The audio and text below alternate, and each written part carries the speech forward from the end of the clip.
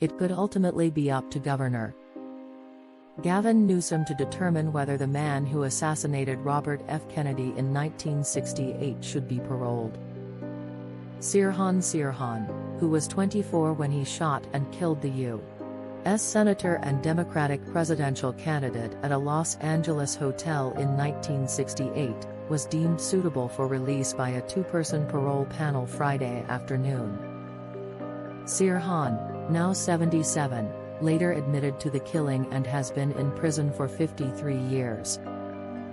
He originally faced the death penalty, but his sentence was commuted to life after the state briefly outlawed capital punishment in the 1970s.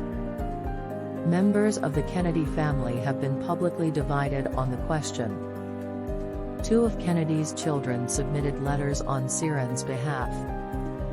Robert F. Kennedy Jr., who has previously expressed doubt about Sirhan's guilt and echoed others' claims that a second gunman actually killed the senator, said he believed his father might extend mercy to Sirhan. "While nobody can speak definitively on behalf of my father, I firmly believe that based on his own consuming commitment to fairness and justice, that he would strongly encourage this board to release Mr. Sirhan because of Sirhan's impressive record of rehabilitation," Kennedy Jr. wrote in a letter submitted in advance of Friday's hearing. In an interview with The Times late Friday, Kennedy Jr. said he was very happy Sirhan had been recommended for release and reiterated concerns that the wrong man was convicted. Kennedy, who was a teen at the time of the murder, pointed to an autopsy report indicating the senator had been shot from behind when Sirhan had been standing in front of Kennedy. Some have argued that this would have made it impossible for Kennedy to have been shot in the back by Sirhan, while others have said that Kennedy turned after the first shot.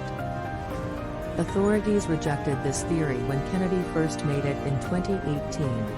His comments are just way off base. Russell Iungerich, who worked as a deputy attorney general for the state of California when officials reopened the Kennedy case from 1975 to 1976, told The Times that year.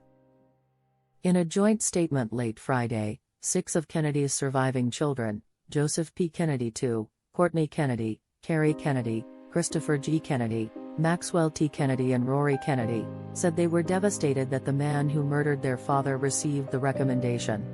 "Our father's death is a very difficult matter for us to discuss publicly, and for the past many decades we have declined to engage directly in the parole process," the statement said. The 6 Kennedy siblings said they adamantly opposed Sirhan's parole and release, and were shocked by a ruling they believe ignores standards for paroling a confessed, first-degree murderer in the state of California, according to the statement.